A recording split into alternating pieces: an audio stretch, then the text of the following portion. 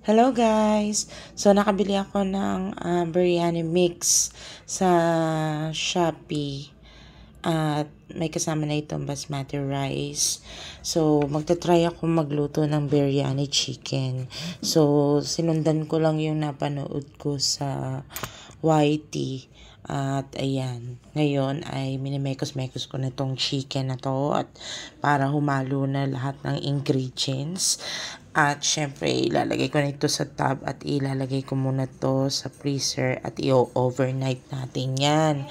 Tapos kinabukasan, nag-prepare na ako ng rice. Yung rice na to ay pinakulo ko sa may lemon at yung mga spices na kasama nung biryani mix.